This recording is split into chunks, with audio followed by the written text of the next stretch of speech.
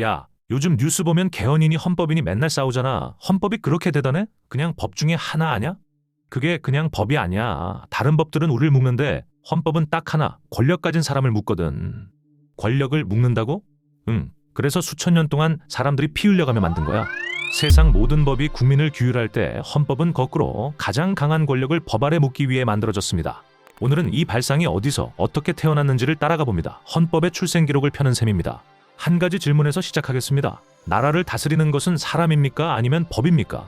왕이 곧 법이던 시대가 있었습니다. 왕의 말 한마디가 명령이었고 그 위에는 아무것도 없었습니다. 그런데 누군가 위험한 생각을 합니다. 왕도 법 아래 있어야 한다. 통치자조차 마음대로 못하게 묶어두자는 발상입니다. 이것이 헌법의 씨앗입니다. 이 발상이 글로 남은 가장 오래된 흔적 중 하나는 약 3000년 전 고대 근동의 한 법전에 있습니다.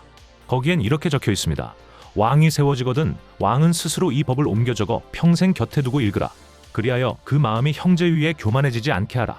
왕에게 너도 법을 읽고 너도 그 아래 있으라고 못 박은 것입니다. 이 문헌이 바로 구약 신명기 17장입니다. 발상은 발상일 뿐 현실에서 권력을 실제로 묶은 첫 사건은 800년 전 영국에서 터집니다.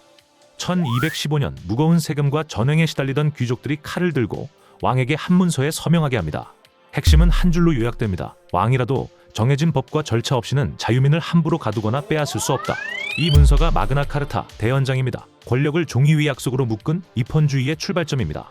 그로부터 수백 년 뒤 철학이 이 약속에 뼈대를 세웁니다. 한 사상가가 묻습니다. 국가는 왜 존재하는가?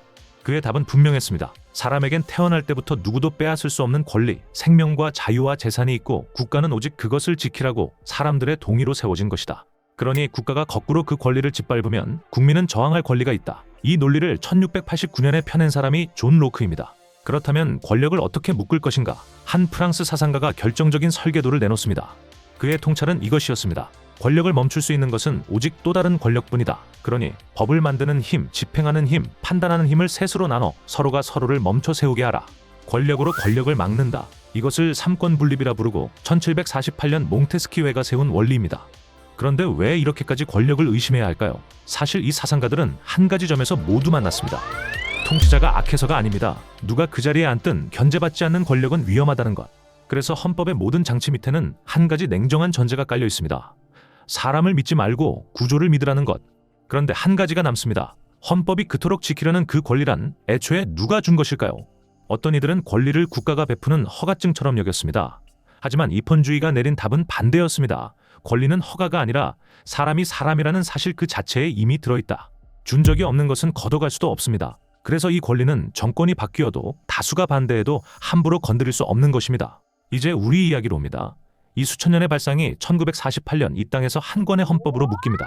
1948년 7월 17일 제헌국회가 대한민국 헌법을 공포합니다. 자유민주주의와 삼권분립 그리고 사람이 사람이라는 이유로 갖는 권리를 가장 앞자리에 적은 나라가 문서 위에 세워진 것입니다.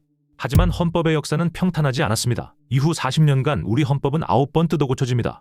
그 9번은 사실 하나의 줄다리기였습니다. 권력을 한 사람에게 모으려는 힘과 그것을 다시 국민에게 묶어두려는 힘 사이의 줄다리기.